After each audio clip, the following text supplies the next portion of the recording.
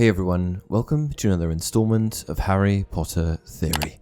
In today's video, I want to discuss my feelings regarding the possibility of some new Harry Potter content. Some news came out in February that basically suggested that HBO is currently developing or planning to develop a Harry Potter TV show.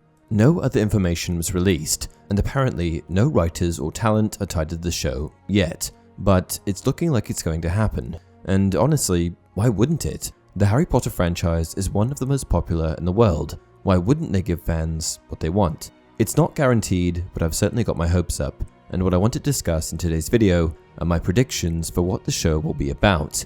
Obviously, with such an in-depth universe and so many different characters, timelines, there are tons of possibilities, but I think I've managed to narrow down the biggest ones. Sit back, relax, and enjoy the video. When the last book was released, there was certainly a sense of finality when it came to the Harry Potter series. However, fortunately, the films were lagging behind, which meant that they were able to keep the same magic alive for a few more years. However, when the Deathly Hallows finally ended, I didn't really know what to watch next, so I did what any other sane Harry Potter fan would do. I started the films and books again from the beginning. We're now in 2021, which means that it's been 14 years since the last book came out, and 10 years since the last movie came out, which effectively means that I've now repeated this rereading, rewatching process more times than I care to admit. With fans longing for more magical Harry Potter related content, J.K. Rowling and Warner Brothers answered with Fantastic Beasts and Where to Find Them, which came out in 2016. The film had varying reviews, and though it was a far cry from the Harry Potter films that I so knew and loved, I appreciated the effort. I thought it was an okay movie, certainly not comparable to the franchise from which it was based, but did a decent job as far as a prequel goes. Then, just 2 short years later, Fantastic Beasts: The Crimes of Grindelwald was released in 2018. This film, in my opinion, did a better job of tying in the magical world that we already knew and loved. I think that the fan reception of the first film was clear. Give us more of what we know and love. We want new, but maybe not everything. What this meant for the film was more connections to the Harry Potter world, in the form of characters, places, creatures, and references. We even got to see Dumbledore. Unfortunately, it's now November 2020, and I say unfortunately because November 2020 is when Fantastic Beasts 3 was originally supposed to be released. However, it has clearly not been released. In fact, we're now looking at a summer 2022 release date. This is for a number of reasons. A total screenplay rewrite, which is a plus, COVID delays, and now the recasting of the primary antagonist, Johnny Depp, Gellert Grindelwald. With that said, many fans are upset with the way that the Harry Potter franchise has been handled. I'm happy with Fantastic Beasts, and I'm really interested to see where they go with it now that more time and effort has been allocated toward the film. However, one thing that I've always thought is that rather than making prequels to the Harry Potter films that follow entirely different characters, why couldn't Warner Brothers have pursued something that was different, but still familiar? I am of course talking about spin-offs that follow origin stories of characters that we know and love. Spin-offs that discuss how the wizarding world that we know came to be the way that it is. Fantastic Beasts sort of does this, but still feels like it's independent from the Harry Potter films in a lot of ways. Here are some of the things that I'd like to see. First of all, an origin story for the Marauders. The Marauders were a group of mischievous young boys who attended Hogwarts School of Witchcraft and Wizardry during the 1970s. These 4 boys were characters that you've probably heard of: James Potter, Sirius Black, Remus Lupin, and Peter Pettigrew. The quartet of boys began their studies in 1971, the same year as Severus Snape, and they all had one thing in common: they were all Gryffindors. Before the sorting ceremony even happened, the boys hit it off, and when they were eventually sorted into the same house, they knew that they were destined to be friends. Though the boys got on with many of their other classmates, this particular group of 4 boys had a truly special bond, and they eventually came up with a name for their group. They were the Marauders. The boys had a lot in common, beyond the fact that all of them were Gryffindors, as they all also happened to be huge troublemakers. If there was a rule at Hogwarts, they were hellbent on breaking it, and they were truly notorious for their rule-breaking and mischief-making. Their group existed for the duration of the time that they spent at Hogwarts, from 1971 to 1978, and after graduating, they even all went on to join the Order of the Phoenix, a secret society founded by Dumbledore that opposed Lord Voldemort.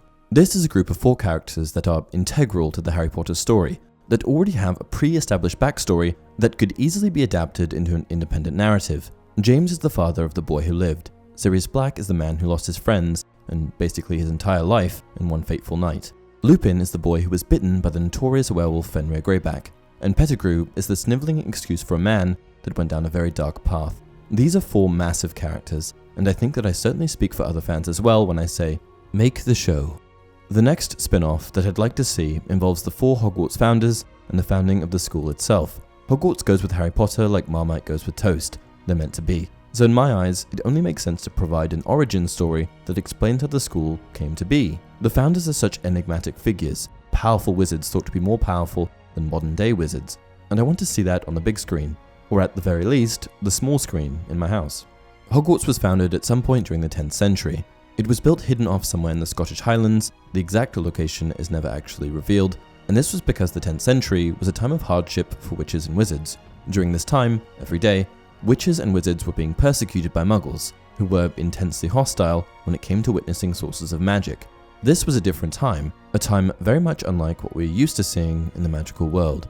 Hogwarts was founded when 4 10th century witches and wizards got together and decided that they had, in the Sorting Hat's own words, the self-same yearning to make the world's best magic school. These founders were Godric Gryffindor, Rowena Ravenclaw, Salazar Slytherin, and Helga Hufflepuff. Thus, Hogwarts was born. Not only was this a time when the school was created, but it was also when the house system was introduced. Gryffindor, Slytherin, Ravenclaw, Hufflepuff. Have you heard of them? Wouldn't you like to know what the first students of the houses were like? What the OG of the respective house was like? Well, make the show. The next spin-off that I want to see made involves none other than Lord Voldemort. Voldemort intrigues me. What an interesting character. And when we see glimpses of his past, and him at varying stages of his life, I'm only left even more intrigued. Now, there's a possibility that Voldemort will appear in Fantastic Beasts, and this could be a very smart move on Warner Brothers' part, if it's executed well. However, if he doesn't show up, I still want to see a Voldemort Origins story.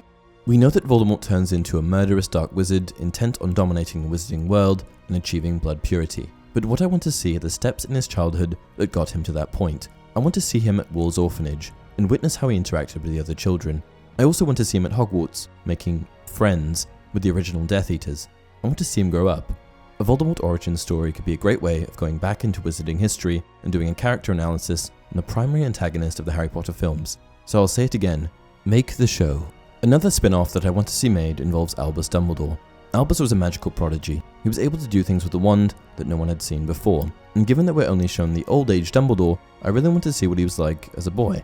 Again, the Fantastic Beasts films may touch on this, but I'm not sure how much and how far back they'll go. The premise of Fantastic Beasts surrounds the defeat of Gellert Grindelwald, who plays quite a large role in Dumbledore's story. But what I want to see is Dumbledore's father being sent to Azkaban, and Dumbledore's sister being killed after being caught in the crossfire of a 3-way duel involving Aberforth, Albus, and Grindelwald.